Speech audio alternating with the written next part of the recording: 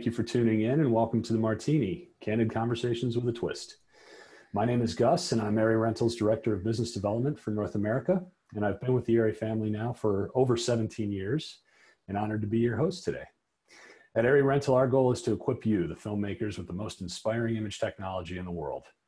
Our services cross borders and continents with a network of facilities in North America, Europe, and the UK, where we bring you first-class camera, lighting, and grip equipment wherever you may be. Our team is there to welcome you with friendly expertise, personalized solutions, and we value the relationships that we've built on trust. As a friendly reminder, please send us your questions via the Q&A tab, and we'll get to as many of those as possible during the course of our show today. We are very fortunate to have with us the very talented Jomo Fray. Jomo is an award-winning cinematographer whose work has been screened worldwide at such festivals as Cannes, Rotterdam, Sundance, and Tribeca. He attended Brown University for his undergraduate education and received an MFA in cinematography at the NYU Tisch School of the Arts. Jomo was featured as one of 2018's 25 New Faces of Independent Film by Filmmaker magazine. He has also shot commercial content for Nike, Dove, Levi, and other premier brands. Jomo's projects as cinematographer include Emergency, Selah and the Spades, Port Authority, No Future, episodes of Random Acts of Flyness, and the upcoming series, The Underground Railroad. Welcome, Jomo, and thank you for taking the time to be with us today. It's great to see you. Great to be here. Hey. So what have you been up to? What's happening? Oh, man, that's a great question. I think, I've been finding ways during quarantine to, still stay engaged, growing, reading a lot, watching films. Just trying to find ways during this time. I think especially as an image maker, I've been finding myself going back to shooting a lot of still photography right now, almost as a way to kind of capture the ways I've been feeling in this period and kind of make note of that for me to kind of look back on. But I've been here in New York and I think just trying to get through day by day and still stay engaged. Yeah. So you said you've been doing some still photography. I'm curious what you've been shooting and what you've been shooting with. Oh, that's a great question. I have been shooting with my camera right behind me, my Pentax 672. I've been shooting a lot on mostly doing medium format. I've been shooting kind of a bunch of just different 120 film I have in the fridge and have around. And in terms of honestly, I've just been finding myself just kind of taking walks either around my block or streets that I almost never walk, and just like shooting in my apartment a lot. I think that for me, it's almost like a very interesting moment where I think a bit of my photography has been less about making the image good or making it pretty, but more kind of just trying to make it emotionally honest for whatever I'm feeling that day, that moment, trying to capture that and the ways in which my block is changing and kind of just the general culture and vibe of New York. Yeah, I've just been finding myself just trying to literally just capture this moment because I think it feels special in particular. So it's almost like it's been unspecific, but I think that there were ways in which maybe a year from now I'll look back on some of this work and kind of see things that I might not be able to see right now because I'm just trying to get as much footage as I can. Right. I was curious if you had stumbled upon some sort of happy accident or something. You're like, wait a minute, I need to make sure that I reference that or use that next time. Definitely. Definitely. I think, that's kind of like, for me, it's like, I'm always trying to create this store of, I think as cinematographers, kind of the way in which I think about our job is almost as translators, like translating a director's mood, tone, or emotion and turning that into something actually very physical in a camera, into camera movement, into color. So I feel like I'm always kind of trying to take photos almost like ways of learning words, and learning synonyms for words and kind of creating these visuals that have kind of these emotional definitions and always putting them in my back pocket so that when it's like, oh, I really want to channel something like nostalgia, it's like, well, I know that I did this photo series around this time that kind of like I was personally trying to understand ideas of nostalgia. So like, maybe there's something in the color temperatures I found myself shooting, the ways in which I shot the stock. Like, yeah, I feel like I just always kind of love kind of collecting almost my own internal kind of like image to word dictionary. So this is kind of like exactly what I'm shooting right now. It's like, well, I've never had a pandemic in this image dictionary. So, maybe let's see what's here. Let's unpack some of these things that I might be feeling or what other people might be feeling. And like, are there words and feelings to that? But yeah, definitely. Ah, cool.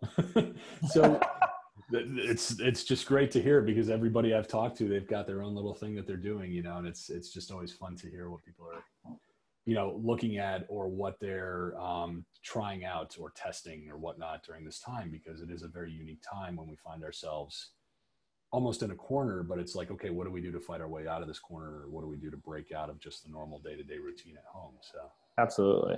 I think almost always there are opportunities for kind of interesting things to happen when we give ourselves a space for that. So give us a little bit about your background and how you got into this crazy circus of filmmaking. That's a great question. I think that there's a way in which I think I have a bit of the, like, I think I have a very recognizable maybe story in terms of filmmaking. And like at age 7, I told my parents I wanted to be a filmmaker. And I definitely cognitively remember that moment strangely, where like each week I would be telling them, I want to be a firefighter. No, I want to be a scientist. No, I want to be an astronaut.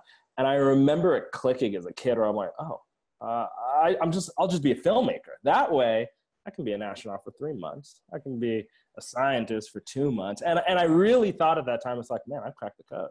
Like everyone else is an idiot. I've finally figured this thing out. And yeah, and I think that it was one of those things that my parents, although I don't remember after that, my parents always tell me, where it was after I said filmmaker, I just never said something else again. And so like, after that, it was just doing every film thing I could get my hands on. Like I edited at a local access TV station growing up. I was always making movies with friends. And, I think that in looking back on all that and thinking about what I do now, I think that the two are interrelated in the sense that, and how I came to cinematography is, I think what I loved about filmmaking, even really early, was the empathy that was required. And I think that I enjoyed the idea of stepping in someone's shoes, of just being what this person, trying to understand who this person is, what it's like being that person, and kind of like sitting in that. And I think later on in my life, how I think cinematography specifically within the filmmaking practice became really interesting to me was I knew that I really loved kind of connecting, understanding people. And I think the next level for that for me was that I wanted to I wanted to talk with people, but talk with them in a way that sometimes I always found language sometimes gets in the way. Like there are a lot of things in between us when we try to communicate in words that I think kind of sometimes hurts the process. So I kind of fell in love with the idea of image making kind of from the point of view of, I want my mother, for example, to better understand the person I am and the man that I am. And images, although they're not perfect, got a little bit closer with that. And even though I'm not telling my personal stories when I shoot as a cinematographer, I like to think I imbue a lot of myself and a lot of my own experiences and feelings. And, even what we were just talking about, kind of taking my own, dictionary of kind of some of those emotions and placing them into the work. So yeah, I think that kind of how I ended up in cinematography was I thought for a long time I wanted to be a director. But as I got older, I think that it was figuring out that it actually isn't directing that I wanted to do. It was, I wanted to help communicate. But, I feel like when you're younger, it's like, you look at directors like, oh, that's the person making the decisions. And I think as I was growing up, it's like, oh, no, it's not actually like, there are a lot of key collaborators in this process that completely make that thing up. And I think that I found myself loving to support people with vision and a world that they wanted to articulate, kind of like helping them make that thing real. Yeah. And kind of finding ways to connect with people through that, I think, is always what has kind of excited me about cinematography. Yeah. It is kind of what separates our medium from, whether it would be a stage play or, a musical or something like that, is the camera. Absolutely. And so that is kind of the core of what our art form is. So that's really interesting, because you're on stage, you have lighting, you have music, you have actors, you have scripts, you have directors, but it's And there's so much power in that, there's so much power in where the camera is and how and where you're seeing the story. And I think that that's some of the stuff that excited me, particularly because it's like, that's where the individuality comes in. It's like where that camera's placed, that you're seeing this particular person's story, this particular person's emotion, kind of where are we in the room on that, I feel like is just so much space for individual expression that, yeah, I mean, cinematography is infinitely interesting because I think there are infinite questions. It is always asking you as a practitioner. Yeah, and I always think of it also as being you're part of the writing, because you are, making choices on what to show, what not to show, what to hide in shadow, what to expose in light, and it's always a really cool thing. It's like, what does the writer tell you? What does he not tell you? What does he leave up to your imagination? Absolutely. Very nice. And was there any inspirations for you early on? Something that really clicked, and you were like, yeah, no, definitely. So many, so many. I think early on it was like Star Wars was it for me. But like it was even more than that. It was my father would kind of bring these movies to me one at a time that were kind of his favorites, whether they were Indiana Jones or Star Wars. And I just fell so in love with just kind of thinking through these people's lives and their emotions and their feelings. And I think then, later on, another big kind of moment for me was in college. I saw In the Mood for Love by Wong Kar-wai. And I remember walking out of the theater, calling my mother, and was like, I think I just saw one of my favorite movies ever. And she was like, well, what was it about? And I was like, I don't know. I can't even tell you. I stopped reading the subtitles like 15 minutes in, but the images were so evocative. They were so emotionally present that I kind of know what happened. And I'm feeling it right now. And I really remember coming out of that just being put in a mind state that I didn't know I could go. These were experiences that were totally separate from mine in almost every way, shape, and form. And these people were speaking at times 3 different languages that I could not speak, but the emotions were shot so honestly by Chris Doyle that it was overwhelming for me. And I think, I went on to see the movie many times after that. And like, truly for the first few times, I would again stop reading the subtitle and be completely drawn in by the performance and the ways in which the cinematography reflects those performances. And I think that kind of had a really big impact on me in terms of, okay, films can really bring you somewhere special. And I think somewhere that other art forms aren't necessarily designed to. And like, I think that a lot of forms have a lot of pros and a lot of cons, and I don't think there's a best form, but like, I think film is really so powerful. And I think we've truly only begun to scratch the surface of what it can really be capable of doing. Interesting. And I'm curious to hear if you've had any mentors, people that you really have supported you and helped you to get to where you are today. Definitely. I think that, in so many ways, I've been deeply, deeply blessed with a lot of amazing mentors over the course of my life, and quite a few of them. I think, just to say a few off the top: Chase Irving, Sean Peters, Robbie Ryan, Sandy Sissel, Johnny Simmons. Like, all of these people, I think, have given me so much. And I think that there's never really been a better time for young cinematographers within filmmaking. I think the democratization of the tools and the ability for young filmmakers to really play with professional language, to really be trying to create visual languages for themselves, I think is really phenomenal. But I do think that something we kind of have lost, even in the like last 15 years, is like, to me, cinematography used to be such a vocational art form. Like it used to be kind of broken down into apprentices studying under masters. And I think that that's something that I feel like is a bit harder to find these days, but, and is exactly why I think that I feel so grateful for the mentors that I have had. And I think that is something that I really look to and gain so much benefit from, not even from the support and the guidance, which I think is amazing, but like the friendship and also just the inspiration of, you know, being able to talk with any of these people and hear what they're thinking about. And you're like, oh, that's really inspiring. I kind of want to take that and do this. And you send them something and maybe they're inspired off of something you did, and kind of just, yeah, I think creating those feedback loops. And I think that there's just so much to learn about cinematography and so much to still know, that I think just having that insight from people is incredible. And I think that, you know, all the people I've mentioned, and honestly others, have been so completely fundamental in everything that I do as an artist and everything I feel like I've been able to do up until now.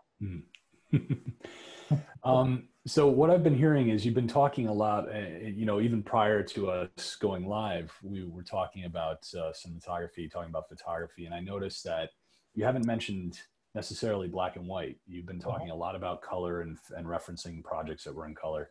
And I'm curious because your work, which we'll be looking at soon, the color is just phenomenal. I mean, the use of it. And I think I would love to hear kind of your theory about color and how you go about approaching that. Definitely. I think, you know, it's something that is really important to me, and is I think that really thinking through color for me, or how I like to approach it, is kind of, it's a multi-department collaboration. Like I really love really early on getting a conversation started and a meeting on the books and prep with me, the production designer, costume designer, and makeup, and kind of like, and the director, of course, and kind of figuring out kind of what does color mean for us. For a movie like Selah and the Spades, I believe we had almost like a 5-hour meeting, maybe day 1 or 2 of prep, where we literally just went through every character and we're like, okay, well, what color do they wear? Well, what does that mean for us? When do they interact with colors? And I think it's even more generally in the kind of the interplay between those things, where it's like, okay, if we want someone to feel like an outsider, maybe that is about putting them in red and bringing them to a green space. And as those are complementary colors, something happens. You feel something, where I think that, you know, like all things in cinematography, everything has the capacity for language if it's mobilized in a thoughtful way, you know. And I think that, you know, thinking through, you know, when colors might be analogous, what does that mean for the scene when someone is dressed in an analogous color to a set? You know, what does that mean about them in that space? If someone is in a complementary color to a space, what does that mean? Or in the case of, if you're shooting lenses that are skewing yellow, what does that skew mean to when we think about all the other colors in this conversation? So yeah, for me, it's almost like just another aspect for us to think through, you know, the great goal, which is like, how do we tell this story and how do we get these ideas and emotions and feelings across, you know, any way we can. Yeah, and I think that that's something I really love to do, and kind of have those conversations early and often on set with people. Oh, it's beautiful. It's beautiful. How about these particular projects? What drew you to them? That's a great question. We can start with emergency if you'd like. Great. Yeah. I think that generally, you know, maybe I'll start generally and like bore down, but I think for me, you know, I don't really know if I can necessarily like pin something that feels necessarily similar across work I do. Like, I don't think that I necessarily am interested in aesthetics of a certain thing and find myself like, oh, I really like shooting like this, so I keep trying to find ways where I can shoot like this. I think for me, what kind of draws me for a script or collaboration is I think based on I really love telling human stories. I really love thinking through how complicated it is to be human. And I think I'm just drawn to those narratives.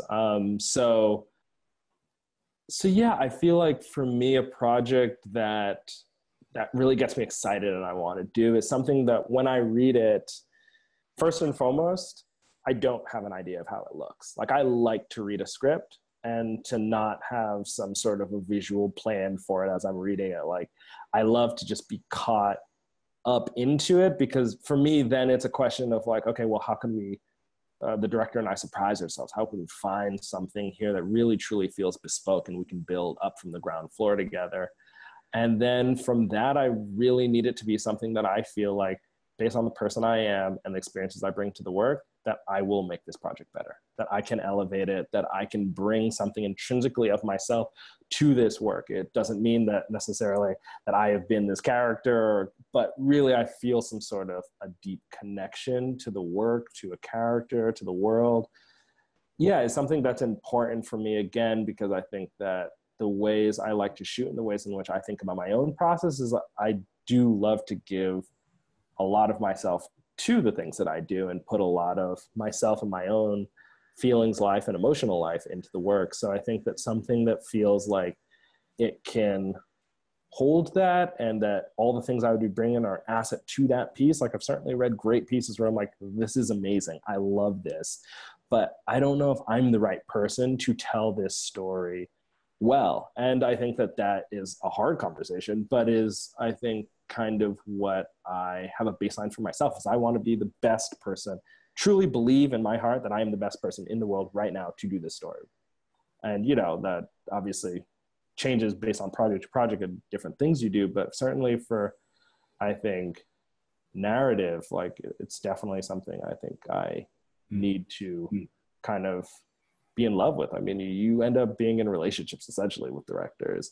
And so I feel like to honor them and to honor their struggle of the work that they've created, it's about coming to the table equally willing to be vulnerable, be open, and be giving to the work. Cool.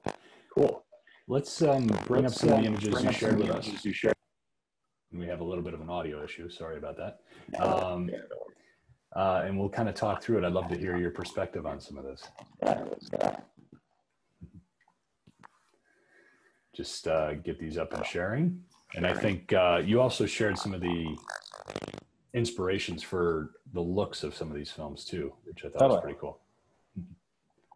Yeah, this is a painting by Toyin Odutola, who it's from a series I was at the Whitney a few years ago, To Wander Determined. And something I loved about this series, and I love about Toyin generally as a painter and as an artist, is, yeah, I just love the worlds she creates. And, you know, I think that there are a few things that are operating. So this image particularly was something that I had in the back of my head while I was shooting Selah and the Spades.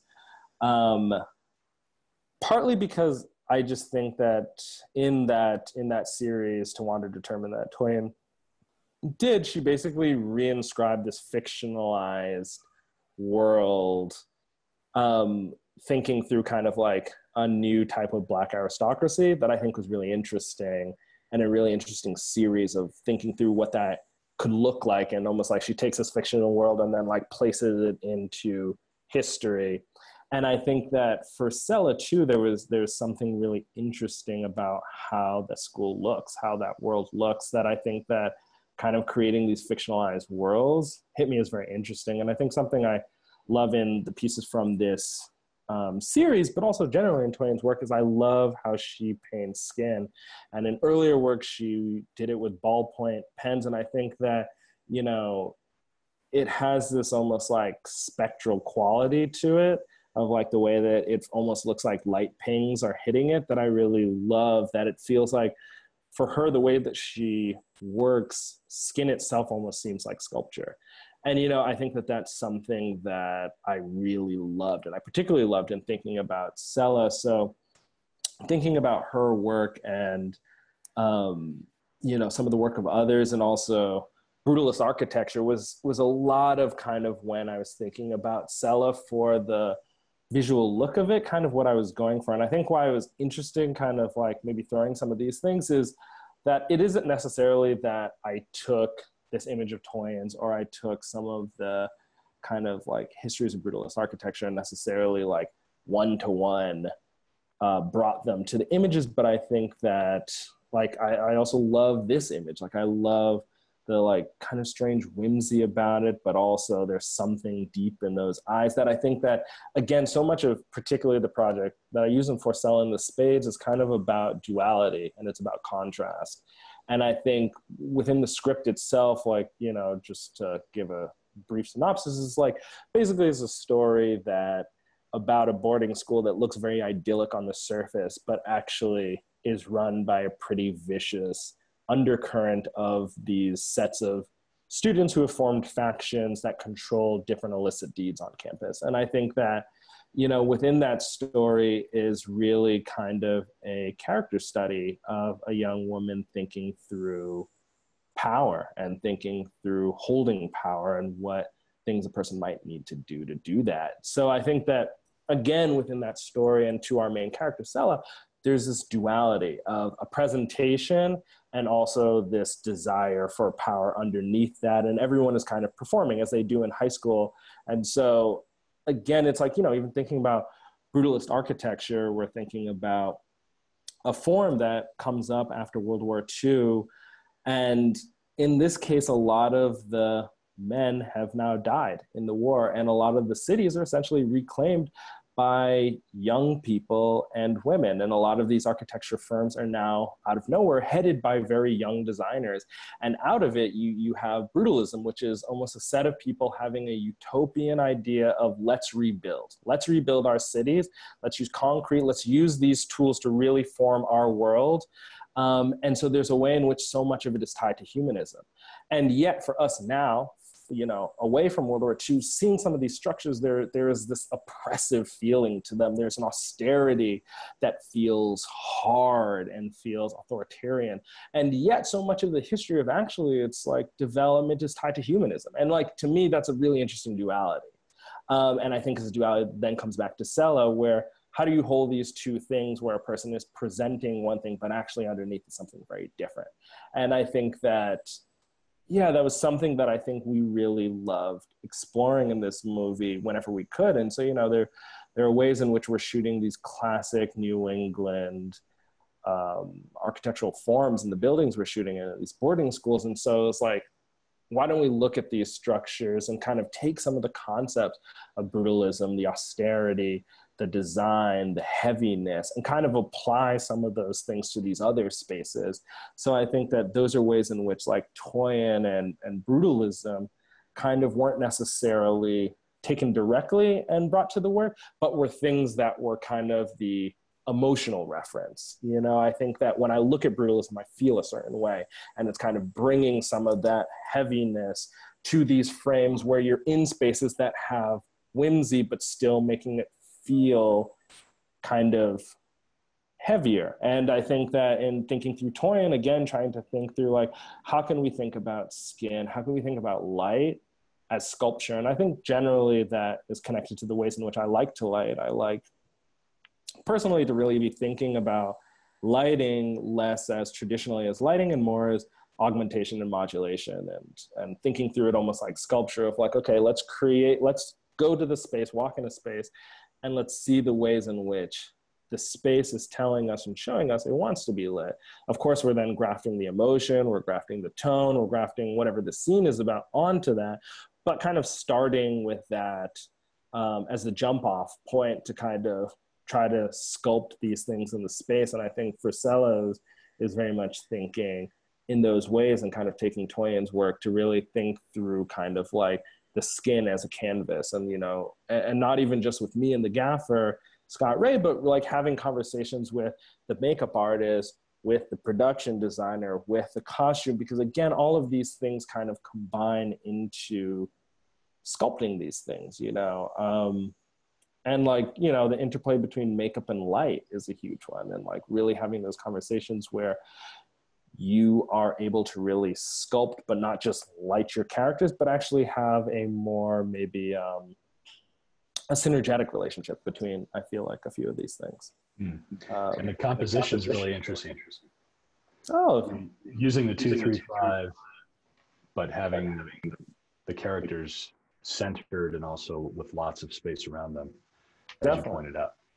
Yeah, I think for this project particularly, I think 2-3-5 became a really important aspect ratio because, again, these kids are in high school, and so much of this particular world, and I think so much about high school in this way, isn't just you performing, but it's you performing always in relation to who's around you, what space you're in. So I feel like for Tyresha and I, it was kind of always important to feel these spaces around the characters, because it isn't just that you're sad. You're sad in the context of the room you're in, the space you're in, and the people around, and how much you show sadness, how much that sadness is actually being manipulated to try to do another thing. Like, there's just so much. Yeah, it's just, I think, just such a vulnerable time in life. And I think that Tyresha did a really great job of kind of creating a really specific world that took a lot of the feelings of high school and elevated it and kind of like created her own special things there. But also as a baseline, we're kind of about these moments and how vulnerable they are for a person. And especially when you're thinking about ideas like power at such an early level you are, and you're thinking about that stuff and kind of how you present in space. So for us compositionally, that was definitely a really important dynamic, that whenever you're with people, you're always in relation to space. Very cool. We're going to move on to the next set of images. We'll look at those. That was really cool. And by the way, I noticed that Tyresha's on, and she sent a question to you. And she's asking about, what would you like to do that would be extremely odd or experimental, and she wants to hear, what you would like to achieve or, experiment with next. Oh, that's a great question. I think, oh man, honestly, the stranger, the better. I think that the things that I find myself just like, the thing that excites me, again, it was like my love of film came from watching so many movies from the 80s and like these Star Wars, these Indiana Jones. And I think that the way that my love for filmmaking manifests is that if I can add language to film, that is all I want for my life. Like, that would be the ultimate kind of goal for me, to just add new words. So like for me, I just love kind of chasing, like trying to create a new visual image that hits an emotion that we didn't quite know film was capable of hitting. And this happens all the time. And I think as images come into the zeitgeist and as certain things now become, you have an emotional response all of a sudden as you're seeing it, and people will continue to riff off of it. I think for me, I'm just always thinking about like, what's the strangest thing that we can put into the visual discourse to hopefully spawn this emotional reaction. So I think that the weirdest, honestly, that's been a lot of what I've been doing over quarantine, is like trying to like almost like woodshed these ideas in still photography of like, weird filters with minerals in them, like shooting lenses half on, half off, shooting things upside down, shooting frames inside of frames, collaging visual images. Like, I think, to answer it, I don't know, but that's almost the greatest excitement for me, is that, for me, it's not usually coming with like a crazy idea that I think would be cool for a project. It's more, I love for a director and I sitting down and trying to really bore down on making a moment in a scene so bespoke that all of a sudden what you create is something that neither of you have really quite seen before. So it's almost like, I feel like what excites me is the next project where I could just keep boring down, because I feel like that's when you start as collaborators kind of finding weird stuff. But yeah, I have things in my back pocket of just like, this might be weird, but I feel like the coolest stuff I find is usually when we're together on set. Very nice. We're going to bring up the images now from the next project and look at some of those. And I think it's, there we go. Yeah, this is Bruce Davidson's Subway series. And so this was an image that was an inspiration for me for a movie called Port Authority, which was shot in New York. And I think what I love about this entire series, and essentially, so the movie was basically about a first kind of great love. And I think something the director and I were always talking about was that we wanted the movie to feel almost like cold air touching raw skin, like this feeling of utter vulnerability and an utter like delicateness in a way that when someone first succumbs to a first great love, of just like the excitement, but also the fear that's in there. And I think that something that the director, Danielle Lesovitz, said that I think just really hit me was that she almost wanted the images to feel like paper. They had a delicateness to them. And I think that was something that like really like, you know, the alarm bells went off and I just loved that. And what I loved about Davidson's stuff in this is that there's just an almost exuberance in these images that even despite how gritty New York is looking at these moments, there's just, it's almost like something that I think is really tied to youth, almost just this like electrical feeling of just throwing yourself against the wall. And I think that I really loved that in Davidson's work. And honestly, I mean, just technically speaking, like I love the patina of so many of these colors. Like I love these hues. I love so much of this blue. I love that his work mixes a lot of textures in this series, that there are these chrome things, there are these cotton aspects, like, and I think that really excited me. I love this is another photo from that same series. And I just love where the values sit in the way the light feels in this world, feels honest in a way. And I think that was something that Danielle and I were really chasing in Port Authority. Was we wanted these spaces to feel honest, present, and vulnerable, and deeply intimate. And yeah, and like this photo is, I actually don't know the artist of this. A friend of mine sent it to me.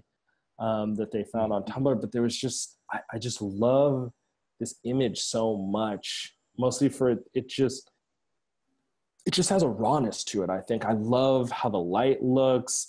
I like how the skin's glistening. It almost, even though it is a moment that is captured still, it has movement to me. Like I almost feel this image. And so this became just a huge reference for me in doing Port Authority, that it wasn't about I need every image to look like this image, but I need every image to feel like that image. I need it to have that kind of like, you know, something Danielle and I were talking about. It almost should feel like the camera, so much is happening, the camera cannot capture all of it. It is just overflowing, was a feeling I wanted to get. And I feel like some of those images really hit that. And, you know, so like this image right here is another kind of tying back to that paper idea of like, I almost wanted, you know, the way that Kath and I at Company 3 kind of colored this film was almost as if you're looking through Gossamer, looking at this image. Like, and I kind of love the patina of these things. And, you know, New York has just been shot so many ways that I feel like it was really important for us to kind of find our own specific way that was really grounded in Paul, our protagonist's experience feeling New York. That was really important for us. So I think that like having that paper-like quality, and the lenses I ended up using on this were an amazing set of lenses from Camera Division in LA called Classic Crons, which are a set of like a Summicrons that they basically strip back the coatings on. And again, like for me, what I loved about that is how it changes kind of the color rendition of a lot of these things and kind of the particular patina of those lenses. But I think another thing was that I love these modern lenses without the modern coatings. All of a sudden light was bouncing around and they just do these strange things. But I think that there is something that feels raw and feels vulnerable about them that really connected to the characters to me in a way of, again, these people who tell themselves stories about themselves, but actually it is quite different. And that the way in which, love feels so uncertain the first time around. It felt like that lens choice felt really emotional to me. And I really got that when I saw them. And I kind of loved the way in which the lenses were just constantly fighting themselves. Like, the objects are modern and relying upon coatings that they did not have, and you would see the lenses fall apart. Like they couldn't hold some things, but it's precisely those kind of aberrations that I think made them feel so special and so perfect for Port Authority, particular, and kind of just kind of capturing that time and in that person's life. And I think that was a lot of, I think those images particularly less for, again, like the visual look of the movie, but more those are images that I really came back to in terms of like, what is the emotion I want to be feeling in this world? And like, can I take those things, and then the director and I, when we're on set, really just riff off of those things and kind of find our own ways to kind of articulate those things, you know, in our world. Yeah. It's a beautiful use of contrast and also dimensionality. It's very two-dimensional, like a piece of paper. And everything that you've created is, you know, there's hardly any depth in any of those images. Everything is definitely. No, absolutely. And, you know, it was like, you know, Danielle and I would be talking about, this is a character who comes from Pittsburgh, comes to New York. He knows no one here. And there's a way in which we wanted the film to constantly feel claustrophobic, like almost like he can only handle things that are a few feet in any given direction of him. And I think that, you know, it's, again, these are the kind of things that to me is like, how I love working with directors is kind of talking about those emotions, those feelings, and that tone. And then as cinematographers, I feel like our job is like, cool, how do we interpret the idea of when you say claustrophobia in New York? That can look a lot of ways. Honestly, you could shoot a deep depth of field, and that would also give a certain stacking nature to it if you shot a telephoto. And the way I interpreted it happened to be with depth of field in this. And like, yeah, I think that that's kind of the exciting part of the job, is like finding your personal ways with you and the director to kind of get some of those feelings across. But that was absolutely something we were really thinking about with this movie, of like, you can't escape Paul's perspective, you know, even though a lot of times you want to. There's a question from the audience, I think, that plays really well into this conversation at this point, and that's, talk about your relationship with actors and how you work with them as a cinematographer. Oh, that's awesome. I think that, you know, there are ways that, you know, I kind of shouldn't really be saying this, but I think there are ways in which, if I was being totally honest, I think that I'm more inspired by Stanislavski and Uta Hagen than I am by Ansel Adams, which isn't to say that Ansel Adams is any less legit. I think he's an incredible photographer, but is to say that the ways that I personally kind of respond to cinematography is that, like, things like acting theory, like, are things that I read and love in thinking about how we use our cameras. So for me, it's like, if I'm doing my job well, I want for me to be on the day to feel as vulnerable as that actor feels in this moment going into the scene, and as present, as there with them. Because to me, the difference between a good shot, a great shot, and a transcendent shot can sometimes be an inch and a half of pushing in at the right moment when this person is finally getting a little more vulnerable, and it's right in the moment where they don't want to be seen the most, is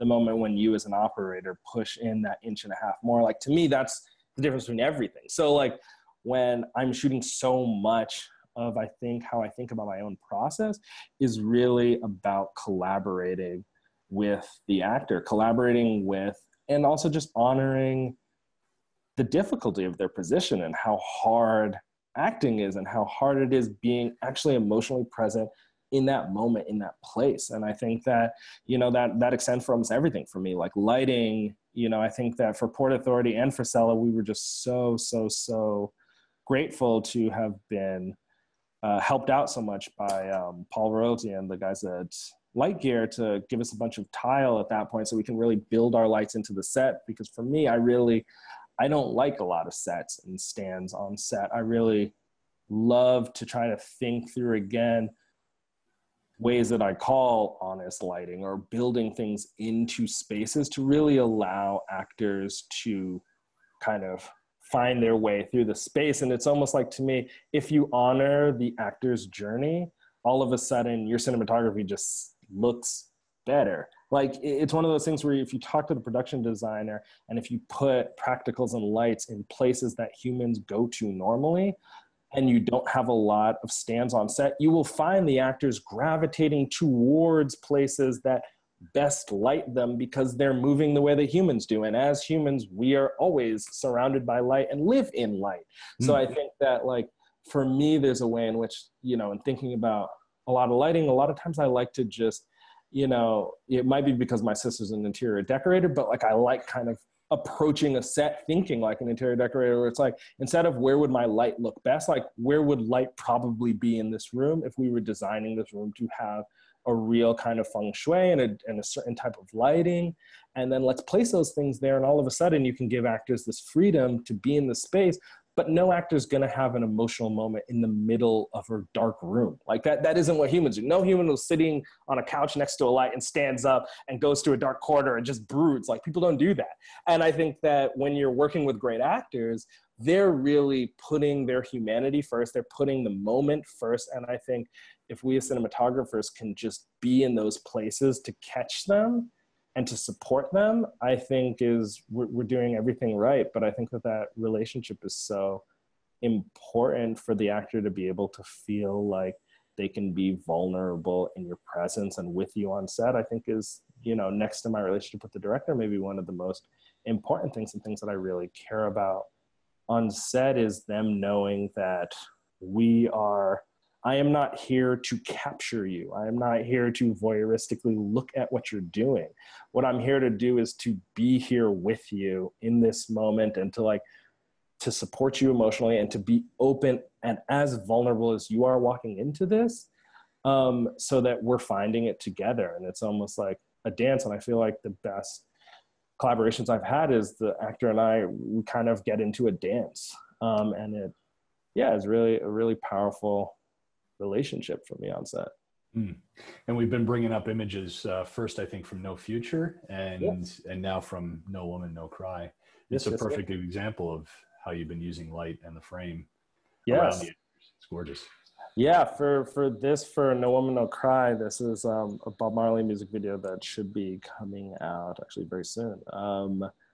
But as someone who is first generation and is Jamaican, there was just, this project was so special to me to be able to be in a place I love, a place I know well, a place that I still have a lot of family, and to be able to bring a camera and capture that. And again, it's the same type things where for me, so much of the shooting of this project wasn't necessarily any photographic references and more an emotional reference of what I wanted to capture was the ways in which Jamaica feels to me. And that was such an incredible joy to kind of capture a culture, a people, and an island and a place that I love. And also to try to find ways of doing that. Like, I think that for this project in particular, I found myself drawn to a set of X-stalls, I believe, that had Zeiss glass in them, that were super distorted, a lot of aberrations. And I just found myself loving these really wide angles on this of just, and there were, even though it was so distorted, there was something that just felt like this place to me, that felt.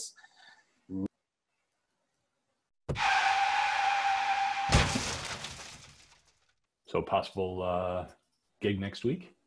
Yes, possible.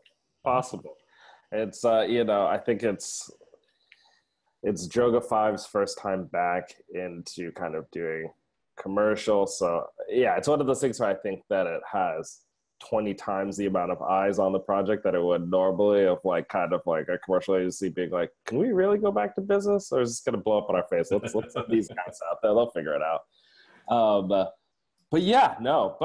I'm really excited about the possibility. It seems like it's for a really special and good cause. And yeah, they teaming up with the director of Get Out Fast, the short that I shot in New Orleans like many years ago. And so like Haley's really great about doing like kind of mixed media stuff. So yeah, trying to really, and Hennessy is like, yeah, like make something artsy.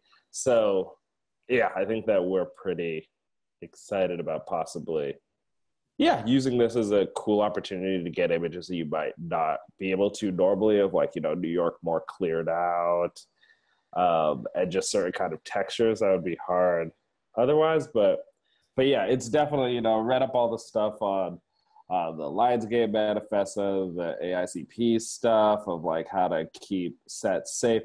It's a funny thing though, it's kind of thinking through production in COVID is coming up from indie film. It's like, you shoot films where you walk onto set that day and then an AD's like, oh, so you can't look the house owner in the eye all day. And you're like, okay, I guess that's a thing that we're doing.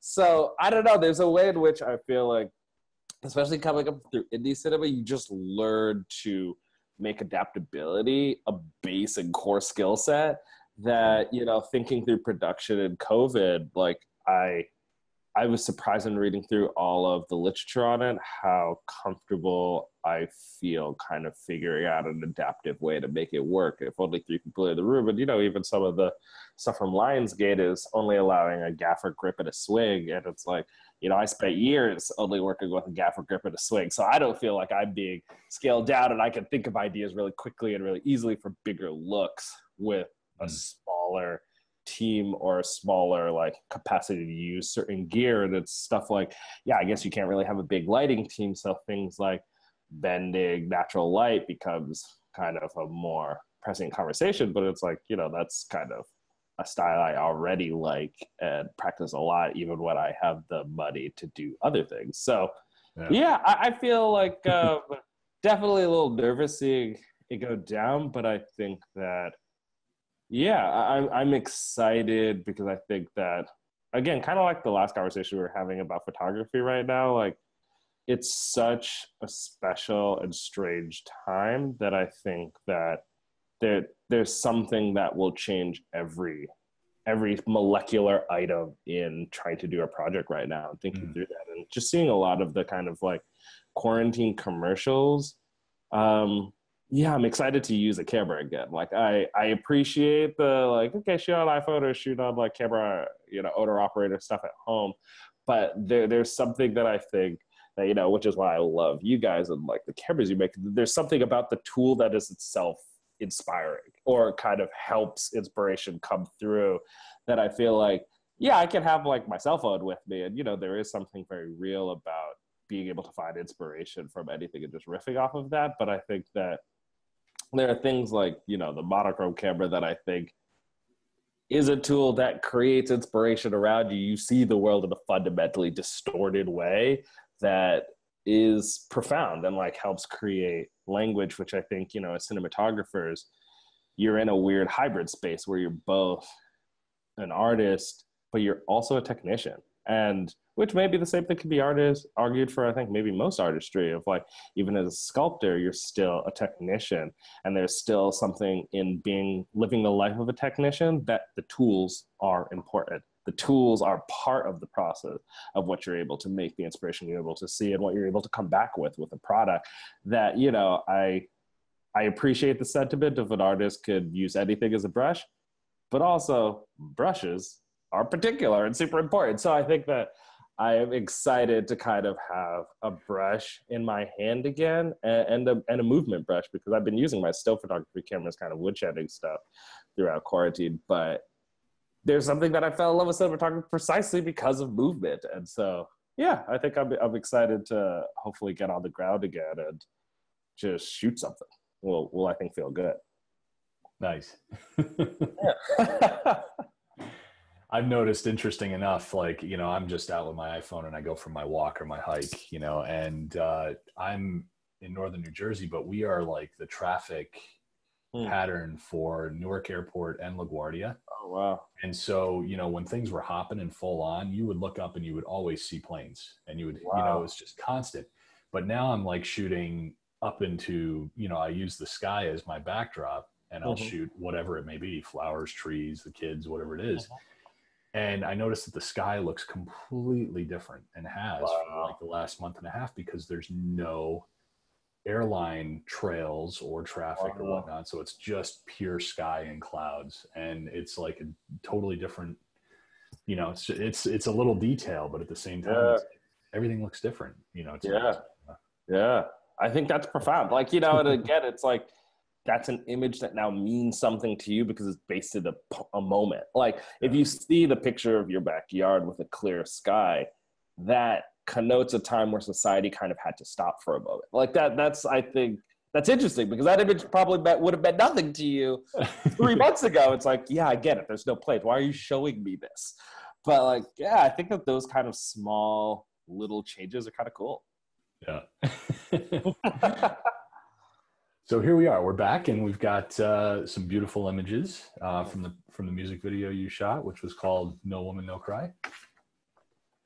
Yeah, I think that for this video, and like as I've been talking about kind of inspirations, this video was less of maybe a photographic inspiration, and it was kind of trying to be kind of inspired by a feeling. And so as someone who is myself Jamaican and first generation, it's a place that I really love and I really connect to, and I spent a lot of my life in Jamaica, that then to have the opportunity to kind of bring a camera to that space just felt so wonderful and so incredible that for me, for this project, a lot of it was trying to not capture a look, but really capture a feeling, what it feels like to be in Jamaica for me, what it feels like to be in the island, to be amongst the culture, amongst my people.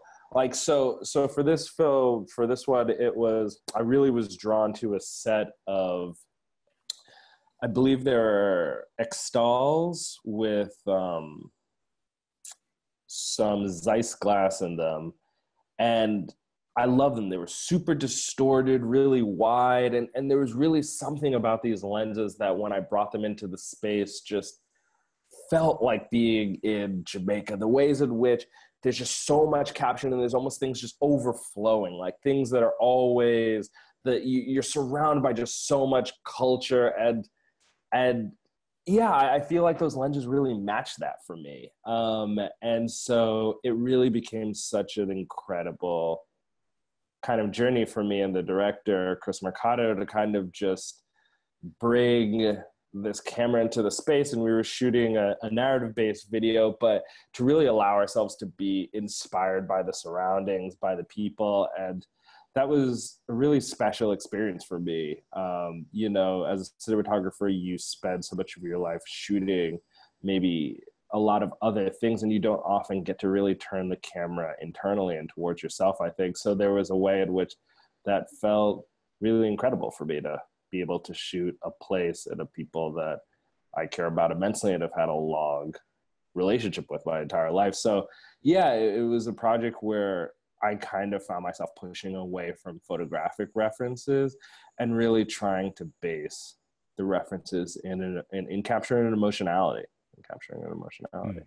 And I wanted to, we didn't get to talk about it as much before, but I did want to talk about testing and, how you approach when you get a script or you get a project and you're trying to find the look and fine tune the look maybe. I'd like to hear about your process when you go to test.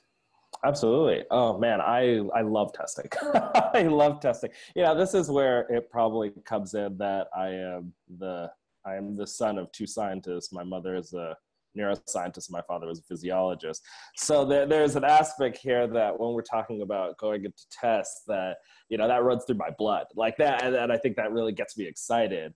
But yeah, I think that for projects, kind of how I try, kind of my process on building a look is generally I will spend time trying to make a visual treatment that doesn't necessarily articulate the look, like the aesthetic, but really hits the feeling that I want the aesthetic to feel like. So I think that might be a strange thing where it isn't, the pictures aren't necessarily meant to be the photographic look I'm after, but when I look at the visual treatment, and I usually make it really long and then kind of like collate it down into a few pages that I want it to really be almost like you're mainlining the aesthetic. You kind of get the general themes and photographic ideas and emotions, more importantly, that the project's kind of going for. So I usually make that, and then from that document, I will kind of like, in thinking about cinematography, I feel like so much of our job is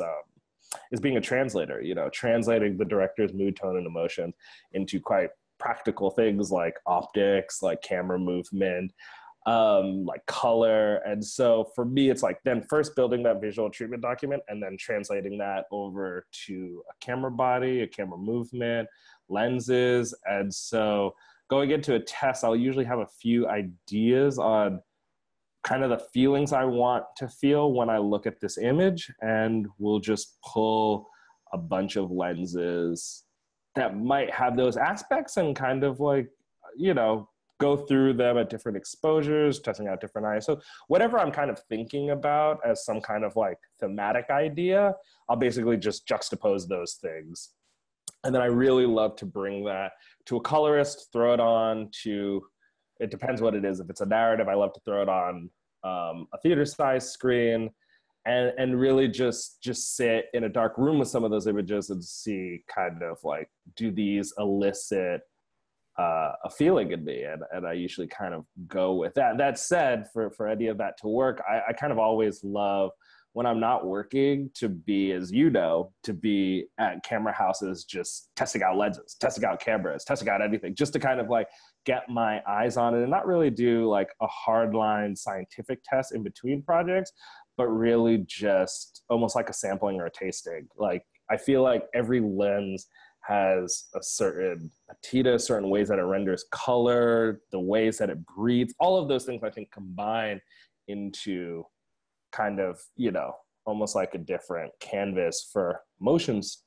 So yeah, I feel like if I'm not working, I just love to kind of be looking at lenses or new sensors or different cameras, almost just to keep a catalog going so that when a project then comes in, it's really easy to be like, oh, this would be perfect for master primes. This would be perfect for using like Canon Xtals. This would be perfect for thinking through maybe these 4 sets of lenses, and then let's put them up on a screen and kind of see how those are landing. And yeah, I think that also some of it kind of comes to intuition for some of those things. Of sometimes you just feel, for whatever reason, it's like hard to explain, that it's like, oh, this lens set I think will really do something special for this project. And, sometimes I just got to go with that.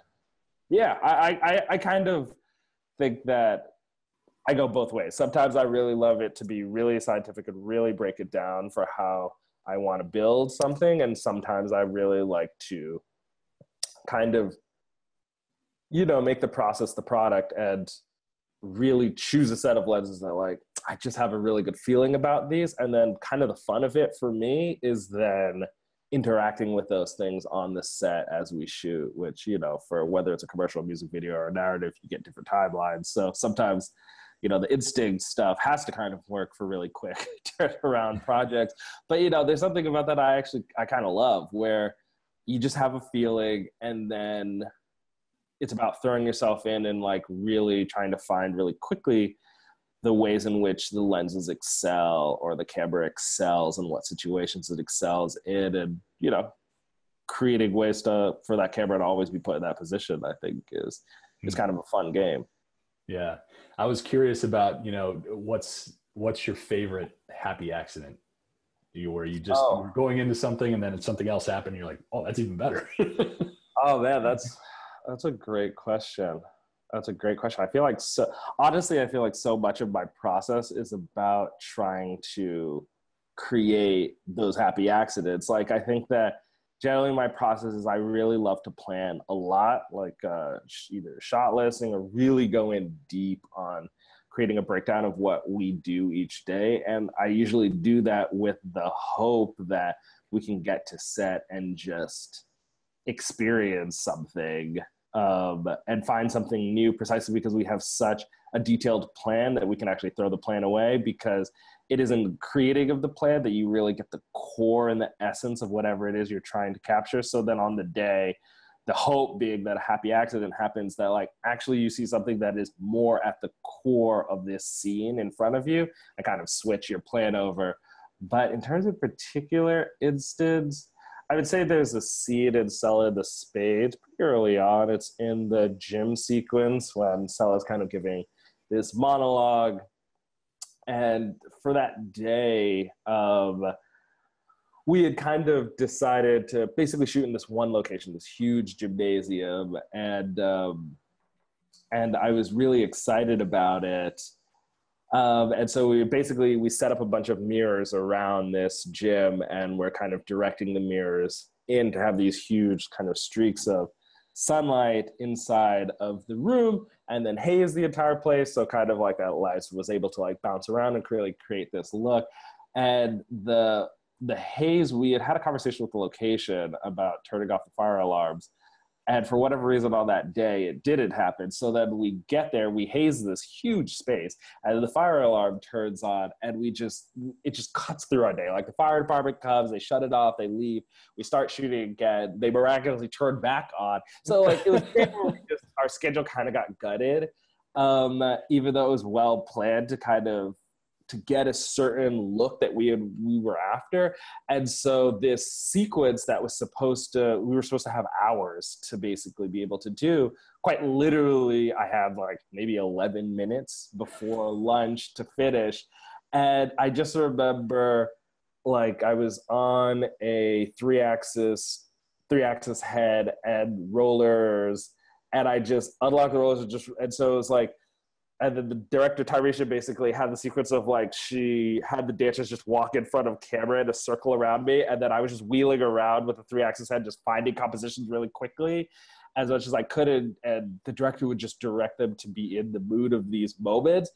And, you know, it ended up being some of my favorite stuff in the entire movie. And I think that, you know, that's a credit also to Tyresha Poe, the director, where she's completely able. I think that we work together so well because I think both of us are people who love just seeing, well, where's the opportunity? And can we find some opportunity in this moment, and kind of not really getting bogged down by some of those things. So I think she's really great at reacting. And I really love to be in a position where like, it's not intellectual anymore. I just have to really respond. I just have to frame something up. I just have to be in this moment.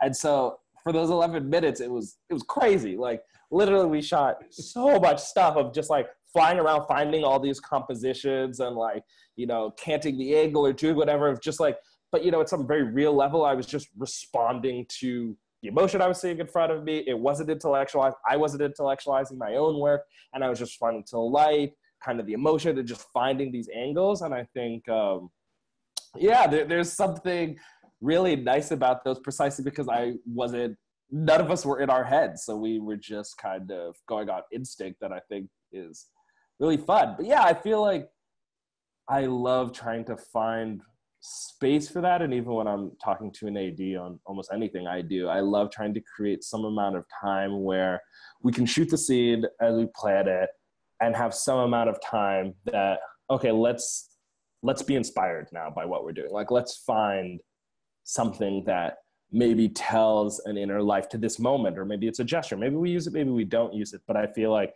having the time to kind of respond to the set is, I think, really important, or so at least it's something that I love, precisely for finding those diamonds in the rough. Like, yeah, that's what brings me to set every day, is the possibility that you might stumble on a moment that's kind of transcendent. Yeah, that's very funny. It's great. And for kind of a wrap-up question, I'm curious, if you had your choice, what would you ultimately love to do next? That's a good question. You know, I feel like this is maybe a a cheater's answer, but you know, it's hard to even describe what I would love to do next, because what I would love to do next is something that fundamentally surprises me. Like, I think that that's kind of what attracts me to each project, is that I love reading a script and not really knowing how to photograph it. Because to me, that means that there's something here that's maybe happening that I can't easily translate. To me, means that it's something that's maybe worth taking the time, energy, and space to work to translate, you know? And I think, and that's the stuff, even to the earlier question of when Tyresha asked about what's an experimental thing I would love to do next. It's like, those things are always hard for me, because like, what I would love to do next is something I fundamentally can't even think of. A challenge that I can't even imagine just yet, and I'll only know once I see it in front of me. So I feel like, yeah, the things that excite me about what I would love to do next is something that probably a fundamental is about being human and is in search of new language about that experience, new visual language about how that feels, how that looks. I think that's the stuff that just gets me so excited, is thinking about finding projects to create new language. And I think that there are projects and directors who definitely go for that more than maybe others. And I think that, yeah, whether that genre, not genre, but yeah, new language, something that's trying to do something exciting in terms of building language out, I think is what I would love for the next. And sorry, I said that was going to be the last one, but I do have another question tied to that. Please. Is there a tool that you feel you're missing that would really, really help you go to that next level in creating a new visual language?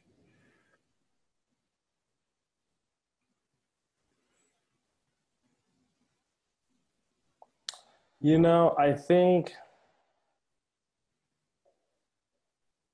give me some time and I'll definitely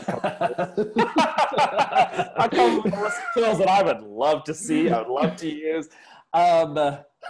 So to not bog down a list, I would say that maybe something I think of a lot is when I think about things that I want or things I'm excited about technologically as it relates to film.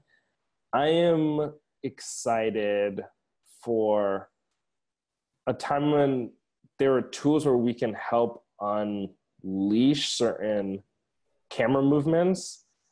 There's a way in which I think that handheld can be so reactive precisely because of how the camera movement is set up that you quite literally can react. And I think that, definitely, and when I think about it, I would love something like dollies to have an option to be more unleashed and more reactionary. Like, again, I think that it's not that all tools have to do this or hit this, but I think that it excites me when a tool has the capacity to have a bit more of a jazz-like approach to it. And, they're still, throwing down some dance floor. Like, there are ways to do that with the dolly, but I would love, I would love to see what that might look like, or what a crane would look like if it could be more responsive, more reactive to a moment. And, I think that gimbal heads are kind of doing some of that too with dollies. But yeah, I'm really interested to see what some of those languages look like, just more unlocked and uncumbered by themselves. I think is interesting. But honestly, anything weird, I kind of love, like any way to flash a sensor or bring back some of the stuff flashing film,